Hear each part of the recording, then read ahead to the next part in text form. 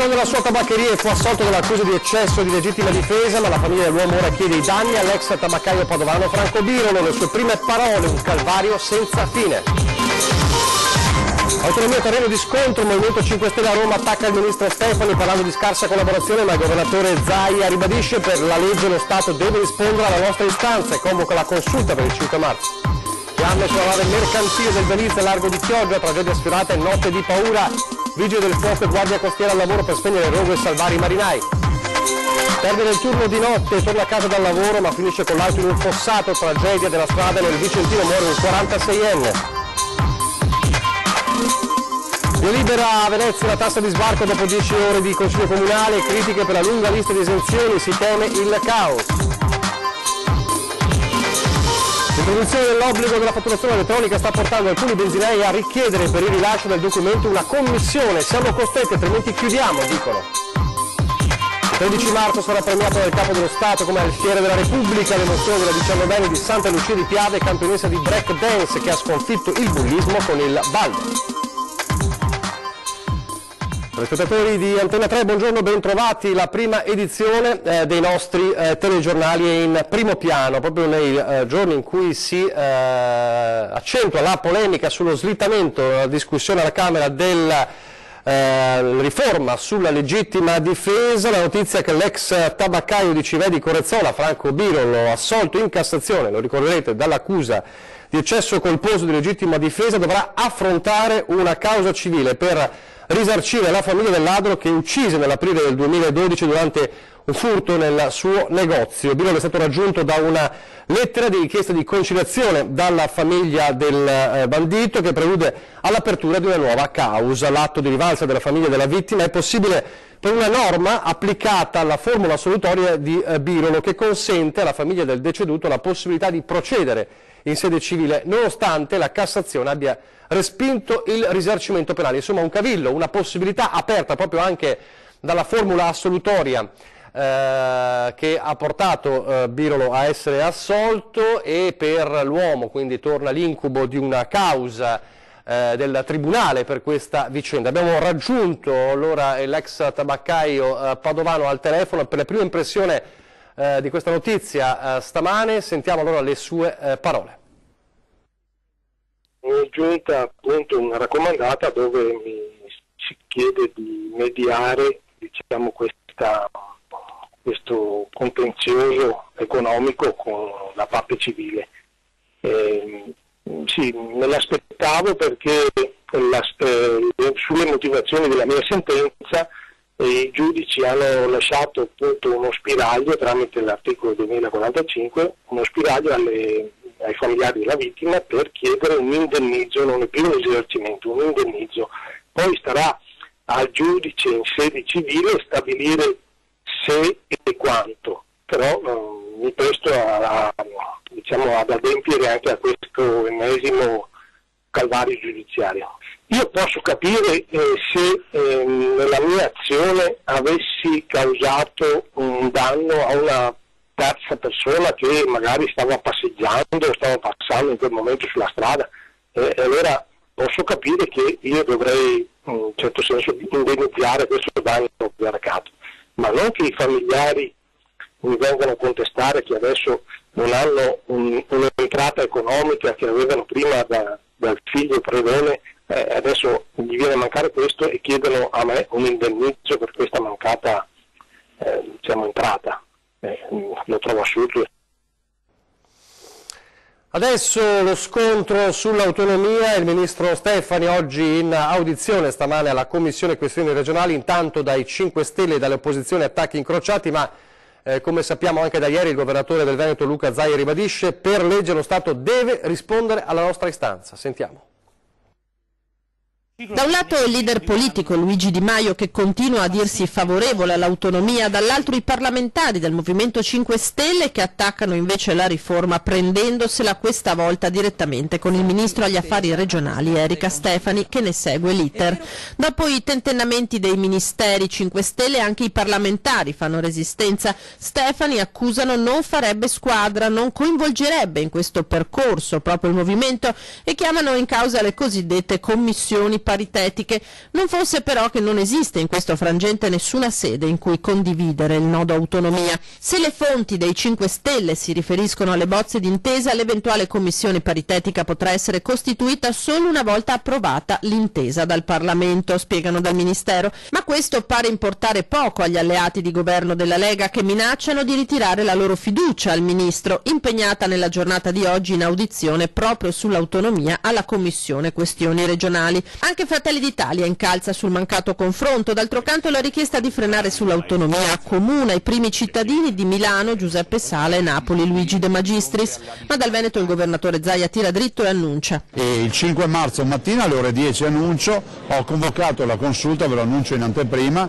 la consulta dell'autonomia, e presenteremo tutto il progetto perché per noi ci va avanti. Zaia non teme un confronto allargato neppure ora che altre 9 regioni si stanno facendo avanti per chiedere a loro volta l'autonomia differenziata. Siamo partiti dal momento zero nel quale era impossibile anche fare un referendum, lo abbiamo celebrato, abbiamo fatto una bella trattativa, siamo entrati in Consiglio dei Ministri con la bozza d'intesa, adesso dicono che vogliono fare la discussione in Parlamento, ben venga, ma alla fine si dovrà firmare, perché ricordo che la legge dice che il governo ha l'obbligo di rispondere.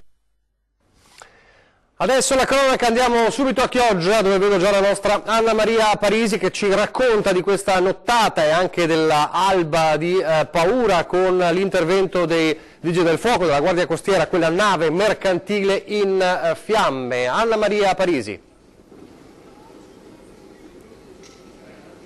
Sì, eccoci in diretta. Adesso, come possiamo vedere, è tornato il sole, non soltanto come temperatura ma anche sulla nave mercantile Hala B. Questo è il nome della nave mercantile battente bandiera del Belize, che ieri è stata investita dalle fiamme che sono divampate a partire dalle 18 circa nella sala macchine. Ancora da stabilire il perché, non si conoscono le ragioni di questo incendio, con i vigili del fuoco di Chioggia, Mestre, con i sommozzatori di Vicenza impegnati per tutta la notte a spegnere queste fiamme, con gli ultimi focolai spenti questa mattina all'alba intorno alle 3. Intervento congiunto con i marinai della Capitaneria di Porto che vediamo alle mie spalle. Ora sono loro incaricati delle indagini. Fortunatamente il rogo è divampato soltanto, dicevo, nella sala macchine e nelle strutture adesso sovrastanti, quindi in poppa. Nessun danno invece in stiva,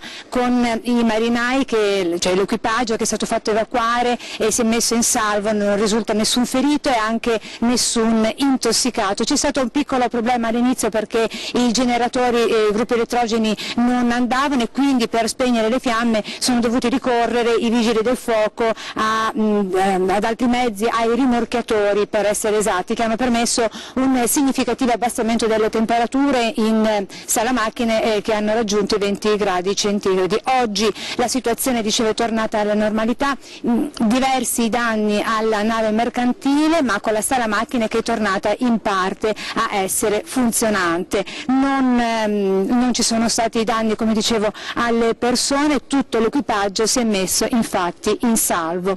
Da Chioggia, dal porto di Chioggia, qui in diretta, Nicola, se hai domande, se no ti restituisco. L'unica cosa volevo chiederti, hai anticipato tu, ancora non è chiaro, mi pare di aver capito, sì, qual è l'origine di questo incendio. Sì, esatto, no, non ci sono ancora le motivazioni, non si sa quale sia stato l'origine di questo incendio che è divampato in sala macchine. Sta indagando adesso la Guardia di Finanza, la Guardia Costiera incaricata delle indagini.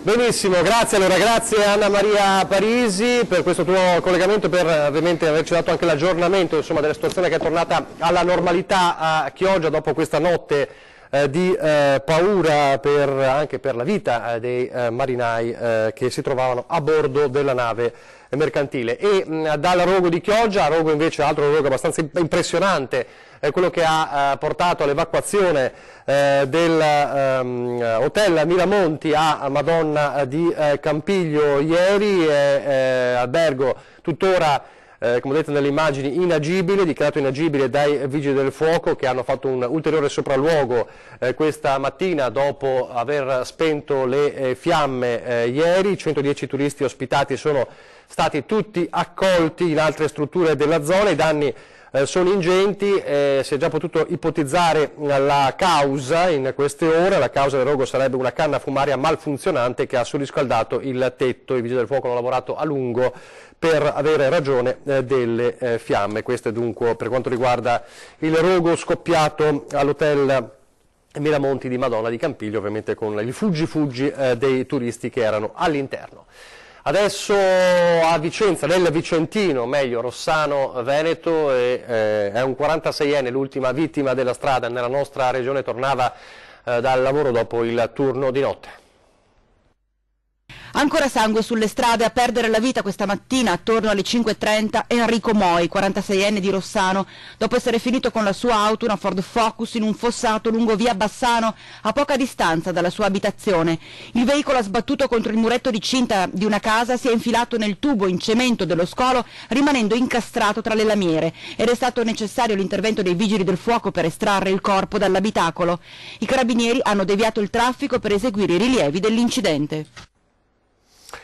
Eraclea adesso per tornare a parlare dell'inchiesta Camorra, una Eraclea che si prepara alla marcia contro la Camorra e contro le mafie che si svolgerà domani pomeriggio dalle 17, che noi seguiremo, e una Eraclea che intanto fa i conti con il suo futuro amministrativo. Ieri, come abbiamo raccontato anche proprio nel TG delle 12:30, c'è stata la riunione dei capigruppo del Consiglio Comunale. L'opposizione ha annunciato che si dimetterà in blocco nel prossimo Consiglio Comunale straordinario, quello del lunedì 4 marzo, invece la maggioranza fa quadrato attorno al vice sindaco reggente Graziano Teso. Sentiamo. Vice Sindaco, dunque, questa inchiesta che la vede indagato e per la quale lei dice non mi dimetto, perché non si dimette? Ma in riferimento all'indagine io ho un avviso di garanzia che risale a fatti del 2006-2007 che posso tranquillamente smentire e rispondere all'autorità inquirente. Così Graziano Teso ribadisce di voler restare ancora in carica, con lui compatta tutta la maggioranza, nonostante il terremoto giudiziario. Con questa amministrazione io sono soprattutto solidarietà al sindaco e rispettosi della volontà del sindaco che ha risposto al primo interrogatorio. Da qui sono scattati il decreto di sospensione del sindaco, la legge ci consente e ci dà l'autorità di svolgere la nostra attività nell'attesa che venga chiarita la posizione del sindaco. Amministrazione comunale che si dice travolta, malgrado dall'inchiesta dell'antimafia di Venezia, che ha posto il territorio in questione come feudo nel clan dei Casalesi. L'unico torto che era Eraclea è che questi hanno trovato dimora, risiedono da sempre, da oltre 20 anni, e noi non possiamo che subire questo, anzi ci si meraviglia che la procura e le autorità inquirenti non siano intervenute prima. Vice Sindaco che ai nostri microfoni ribadisce la sua personale estraneità con tutto il clan dei Casalesi, sebbene da tempo residenti nel suo comune. Li ho visti solo una volta in questa stanza nel 2007 quando sono venuti a chiedermi delle concessioni demaniali. Li buttai fuori dall'ufficio e feci presente al commissario al responsabile dei Carabinieri, il compianto Bonafini. Guardate, io francamente se li incrocio per strada non li riconosco. Adesso nel Padovano per parlare di ladri in azione per la terza volta in una chiesa. Per la terza volta in pochi mesi i ladri rubano le offerte, presa di mira la chiesa di San Leonardo a Ponte Casale, una frazione di Candiana, nella Bassa Padovana.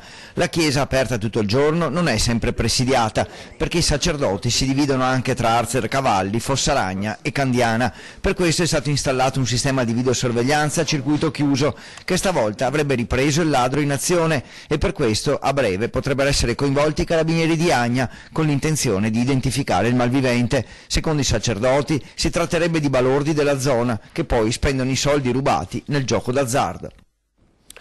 A Vedelago intanto per far fronte alla raffica di furti che stanno assediando i residenti in alcune zone del comune, siamo dalla Marca Trevigiana, la decisione della Giunta è quella che sindaco e assessori scenderanno in strada nei pattugliamenti straordinari della Polizia Locale.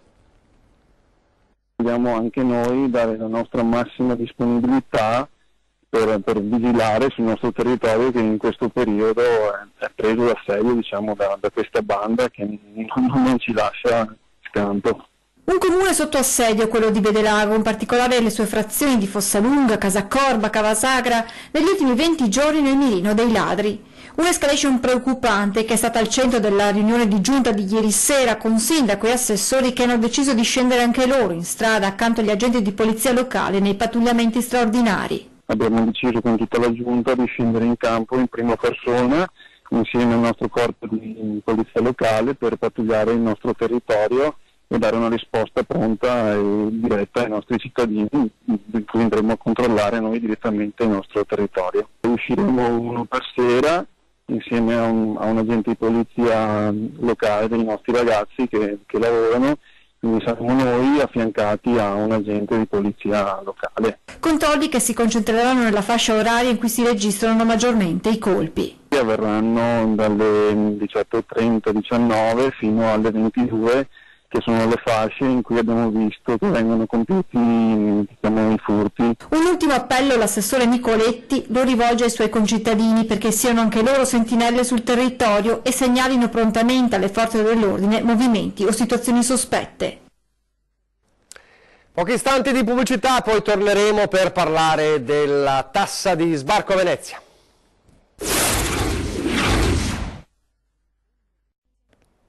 Eccoci in studio in diretta, la prima edizione del nostro telegiornale Venezia. Adesso una seduta a fiume, come era prevedibile, del Consiglio Comunale a Venezia ieri e il via libera alla cosiddetta tassa di sbarco, il contributo di accesso, e non mancano già le polemiche. Allora Ilaria Marchiori al telefono, facci il punto della situazione. Ilaria. Buongiorno da Venezia. Ieri in tarda serata il Consiglio Comunale ha approvato con 22 voti favorevoli e 5 contrari il regolamento per l'istituzione e la disciplina del contributo d'accesso alla città. PD e Lista Casson non hanno preso parte al voto, mentre Movimento 5 Stelle e Gruppo Misto hanno votato contro. Entrerà in vigore dal 15° giorno successivo alla sua pubblicazione e vedrà le modalità applicative che sono state stabilite mediante la delibera della Giunta Comunale. Sarà un'alternativa all'imposta di soggiorno e avrà validità fino a mezzanotte del giorno dell'accesso. Il regolamento ha l'obiettivo di selezionare i flussi, come è già stato annunciato più volte nelle scorse settimane dallo stesso sindaco, e rimodulare gli impatti finanziari del turismo. Per tutto il 2019 i cittadini che accedono a Venezia con vettori in regola col pagamento delle ZTL bus del comune sono esentati dal pagamento del contributo. Ricordiamo che sono esclusi i residenti nel comune di Venezia, i lavoratori, anche pendolari, che gravitano in città continuativamente o anche temporaneamente come gli studenti o pendolari stessi, chi frequenta scuole di ogni ordine, grado o università o corsi post-universitari che hanno sede operativa a Venezia o nelle isole minori, o ancora persone componenti di nuclei familiari di chi risulta aver pagato l'IMU proprio nel comune del centro storico. Chi è escluso dal pagamento del contributo deve dimostrare la propria condizione mediante un'apposita autocertificazione o dichiarazione propria o da parte di terzi, permanente o temporanea, secondo modalità che verranno stabilite dalla Giunta. Sono molte altre le novità che riguardano il contributo d'accesso al centro storico. Naturalmente nel corso dei nostri telegiornali di questa sera vi forniremo ulteriori dettagli su questa importante novità che riguarda la città di Venezia. Da Venezia è tutto, restituisco la linea allo studio. Grazie a Ilaria Marchiori. Adesso parliamo di fatturazione elettronica. L'introduzione non facile, come abbiamo visto anche in questi primi mesi, dell'obbligo di fatturazione elettronica sta portando una categoria, quella dei benzinai, a richiedere per il rilascio del documento una commissione ai propri clienti. Sentiamo. Fardello non indifferente quello che i gestori delle pompe di benzina devono portare dopo l'introduzione dell'obbligo della fattura elettronica. Ha comportato un aumento di costi per i gestori notevolissimo. Tanto per capirci, se un cliente fa 50 euro e chiede la fattura elettronica, il gestore ha 1 euro di guadagno su 50 euro e circa 1 euro di costo della fattura elettronica, quindi non ha alcun interesse a vendere, oppure comunque lavora in pareggio o in perdita. Questo sta spingendo alcuni gestori a chiedere ai clienti un supplemento. La richiesta che fanno i gestori, che varia da 50 centesimi a €1,50, in qualche caso 2 centesimi, è strettamente legata al costo che sostiene il gestore, quindi ogni gestore decide di sua iniziativa qual è il costo da applicare. Teniamo presente che comunque questi soldi il gestore li dichiara il fisco e il cliente in ogni caso gli ha in detrazione dei costi perché i soldi sono in fattura con una voce a parte, quindi tutto quanto a luce del sole. Si poteva combattere l'evasione in modo diverso, spiega Parin, con un impatto minore per i gestori. L'obbligo di fare i pagamenti tracciati con carte di credito e bancomat, quello ci sta. Poi si poteva usare il timbro, magari inserendo una numerazione progressiva nel timbro. È possibile, conclude alla fine Parin, ovviare alla richiesta di una commissione e avanza una proposta che potrebbe però non convincere tutti. Si aumenta la benzina dell'importo necessario a coprire i costi annuali, che sono 1 centesimo o 2 centesimi, e che ovviamente il costo va anche a carico del cliente che non ha necessità della fattura, quindi diciamo che l'utente medio è quello tutelato, meno tutelato, perché comunque non recupera i costi di carburanti. Licenziati dalla società che gestisce il marchio Gucci in Italia perché avevano postato su un gruppo creato tra colleghi video goliardici che ritraevano anche i clienti. Questo è accaduto un anno fa ad alcuni dipendenti del negozio veneziano di Calle Larga 22 marzo vicino a Piazza San Marco a Venezia. Ora il Tribunale di Venezia sta annullando uno a uno i licenziamenti. Nelle 2 sentenze già depositate viene infatti confermato che quella che è ormai una giurisprudenza della Cassazione, secondo cui i messaggi scambiati in una chat privata vanno considerati come la corrispondenza privata, chiusa e inviolabile. Una prima commessa era stata reintegrata già un mese fa, mentre in questi giorni è arrivata la seconda sentenza, ma a quanto pare la dipendente non avrebbe più intenzione di rientrare in quel negozio e ha chiesto l'indennità sostitutiva. E adesso, anche oggi, continuiamo a parlarvi del nostro piccolo Joe, il bimbo di Piazzale sul Brenta che necessita della costosissima operazione in America per la malformazione rarissima alla gamba che lo affligge, una storia che ci ha preso il cuore e che stiamo portando avanti anche per trovare questi fondi per la sua famiglia, e grazie alla vostra bontà d'animo si stanno raggiungendo risultati importanti. Sentite.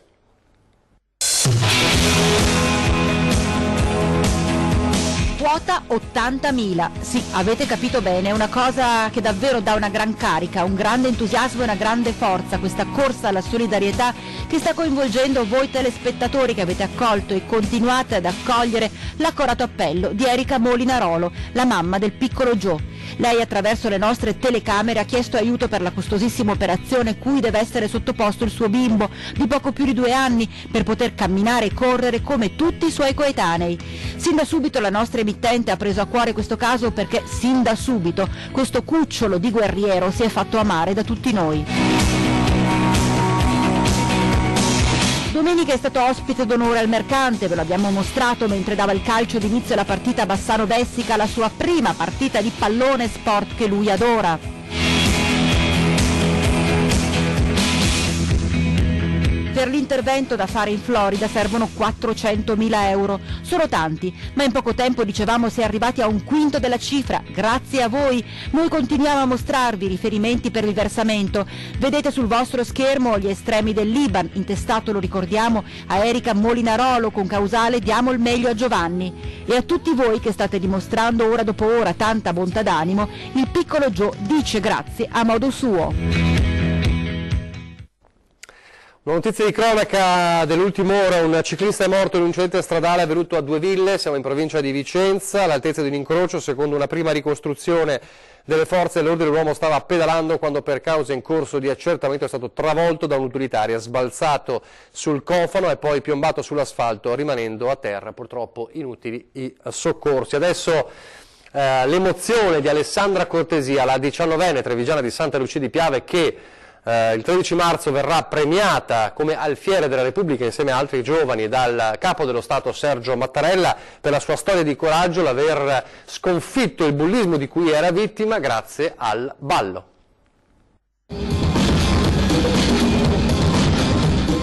È semplice, un sorriso pulito. Alessandra Cortesia sa esattamente quello che vuole. Classe 2000, vicecampionessa olimpica di break dance. Il 13 marzo riceverà dalle mani del presidente Mattarella l'attestato di alfiere della Repubblica. È stata una notizia inaspettata, sono molto felice di di questo premio, appunto. Sono molto onorata del fatto che comunque sono stata scelta. La motivazione della scelta è chiara e dovrebbe diventare un esempio per i tanti giovani vittime di quel fenomeno che continua a crescere soprattutto a scuola, il bullismo. Il suo successo è frutto di talento ma anche di grande forza di volontà, dopo aver subito lo schermo e l'emarginazione da parte dei compagni per essere la più piccola della classe, oltre che una delle più brave. A scoprire quanto le stava accadendo è stata la madre. Io non ho parlato con nessuno, infatti appunto mi ha scoperta mia madre, ha scoperto delle lettere che mi scrivevano appunto le mie compagne di classe, dove c'erano oltre un sacco di insulti, anche, non lo so, delle cose da fare, del tipo portare gli zaini, prendere le note se loro le prendevano, prendere i voti più bassi dei loro. E se io facevo queste cose potevo rimanere nel loro gruppo di amiche, se no non avrei potuto essere loro amica. Quando ero piccola pensavo che ne valesse la pena, però poi cambiando mentalità ho detto che è meglio di no, va. Grazie al ballo è riuscita a ribellarsi e non subire più il suo sogno, arrivare sempre più in alto. Il mio sogno nel cassetto è semplicemente quello di girare per tutto il mondo con appunto il breaking, il mio tipo di breaking, e farmi conoscere il più possibile e diventare molto forte a livello mondiale, e ci sto lavorando. Alle vittime di bullismo dice di parlare con qualcuno, di non tenersi tutto dentro, ma anche cerca di fare le cose come meglio gli vengono, cerca di vivere appunto l'unica vita a pieno. Dico che tutti gli sforzi verranno ripagati prima o poi. E se avessi invece di fronte oggi le bulle, quelle che ti scrivevano, che cosa gli diresti adesso? Beh, gli direi da una parte grazie, perché diciamo che anche grazie a loro che ho trovato la sintonia giusta con la quale affrontare le cose, con la quale affrontare i problemi che ho avuto poi, che possono essere banali più o meno. Poi non so, anche la finita che adesso ho col breaking è anche grazie a loro, insomma l'avrei trovato sicuramente, però non così subito d'impatto. E dall'altra parte gli direi che io sono arrivata fino a qui e sto facendo la mia strada, loro che strada hanno preso invece. Adesso solo il tempo per aggiornarvi sugli appuntamenti con la programmazione. Fra pochissimo è mercoledì, quindi è il giorno in cui a ore 13 la CGIL risponde alle vostre domande. Potete chiamare come sempre in linea diretta, si parla di pensioni ma non solo, quindi state sintonizzati su Antenna 3, poi questa sera 20:10 per parlare di banche, di questioni legate ovviamente alle ex banche popolari e ai risparmiatori traditi. Lo faremo con l'avvocato Paolo Quaggetto, esperto proprio di questioni bancarie. E adesso le previsioni del tempo. Grazie per averci seguito e arrivederci.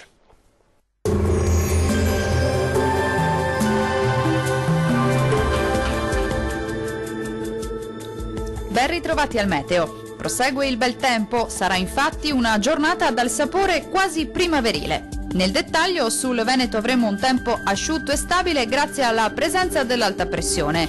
Il cielo si presenterà sereno o al massimo poco nuvoloso su tutti i settori. Temperature minime comprese tra 3 e 5 gradi, massime molto miti tra 16 e 19 gradi circa. Diamo ora uno sguardo al Friuli Venezia Giulia. Anche in questo caso sarà il bel tempo a dominare. Il sole sarà protagonista della giornata, non sono infatti attese precipitazioni particolarmente degne di nota. Il cielo si presenterà sereno su tutte le province. Temperature minime tra 3 e 6 gradi, massime comprese invece tra 14 e 18 gradi. Vediamo infine la situazione del Trentino Alto Adige. Poche novità, sarà soleggiato anche sulla nostra regione, dove il cielo si presenterà sereno quasi ovunque, salvo per qualche innocua velatura, specie sui settori settentrionali. Temperature minime tra 2 e 4 gradi, massime molto gradevoli, comprese tra 19 e 20 gradi. Dal meteo di Antenna 3 per ora è tutto. Arrivederci al prossimo aggiornamento.